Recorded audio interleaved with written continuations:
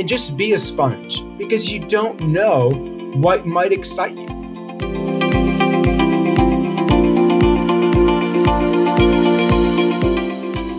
Hi, my name is Karina Macosko from academicinfluence.com, and I am here with Professor Piquero, who is a criminologist.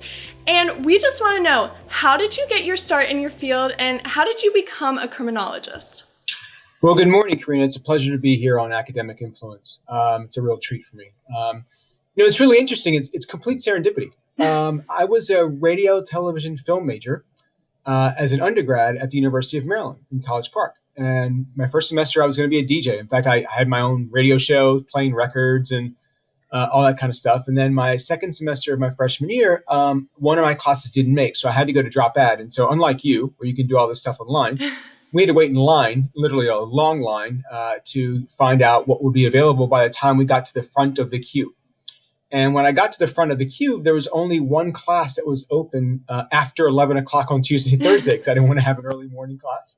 And it was Intro to Criminal Justice. And so I knew nothing about it because it was just open. So I took the class and fell in love with the topic. The instructor was just magnificent, just had this presence about her and really drew me into the topic. And then I switched my major.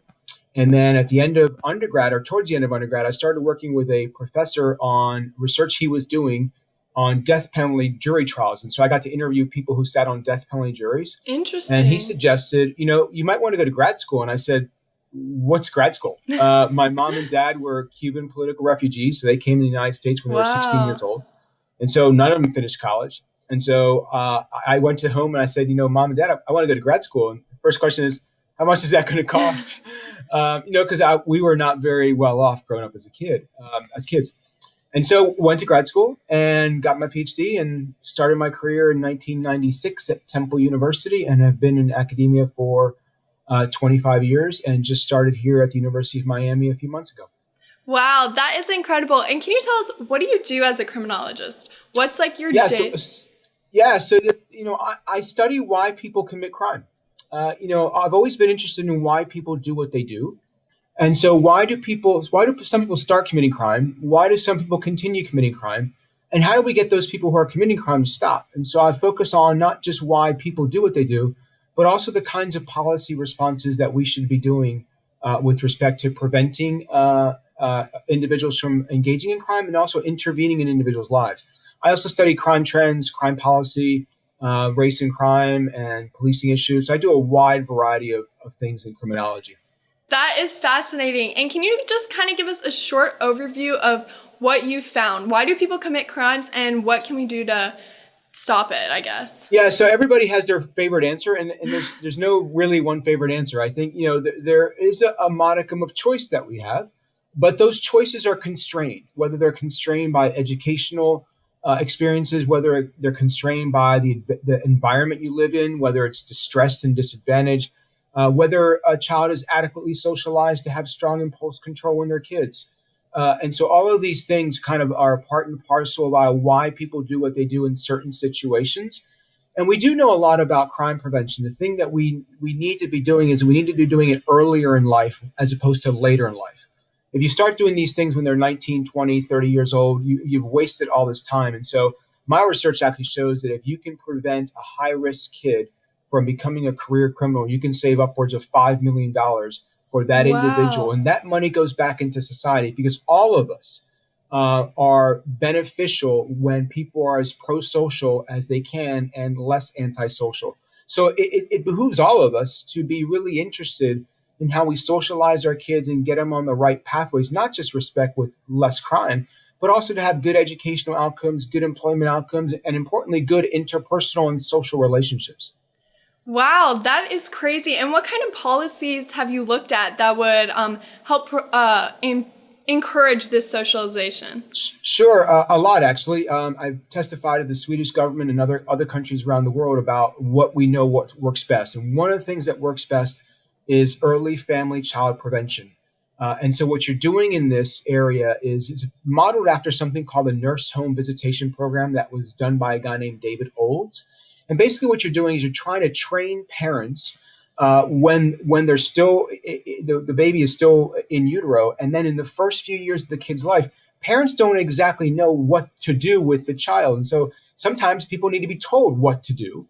And then it's about socializing the kids when they're young, and so you're trying to develop self-control. So I have a puppy, and so my puppy is close to turning 1. So I brought the puppy home.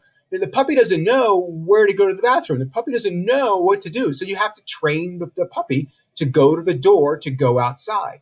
And so it's very similar to children. You need to tell them, no, you can't have this right now. You have to do these other things. And so you have to explain to them that there's short term and long term.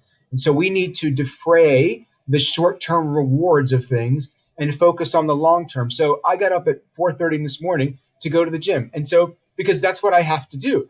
And so I have that control in me because I know I'm probably going to eat bad later on today. So I need to have the workout done.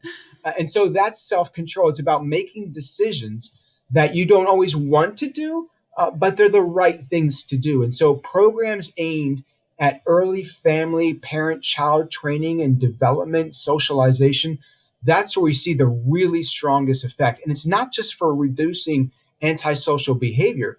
It's also for improving the outcomes of these kids in school. And of course, if they do good in school, they're going to do good in the workforce. They do good in the workforce, they're going to do good everything else. And so, again, it's early child investment as early as we possibly can. That is so interesting. And you had kind of a unique college experience by shifting your major so drastically. But what advice would you give to somebody who's maybe going into college thinking that they're going to do one thing and now they're considering switching their major, or they're just going into college and have no idea what they want to do? I actually think it's better that people have no idea what they're going to do, because when you finish high school, we're all finished high school, right? We think we know everything, and we really know nothing.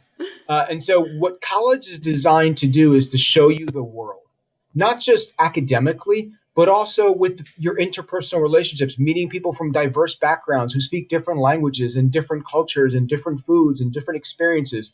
And so, in college, you're not taught what to think. You're taught how to think and how to ask questions. And I think that, when I'm 17 and 18, I thought this is the only thing I'm going to do. And because you don't know what you don't know. Right. And so I think those first year or two of being an undergrad, take all of the required university core classes and just be a sponge, because you don't know what might excite you. And so, I took an intro to astronomy class and I'm like, this isn't for me, and then the intro to CJ was like, wow, it just rocked my world. And so I think, have an open mind. And I say this in life, allow for serendipity to happen. Don't plan to have a plan. You just got to let things roll.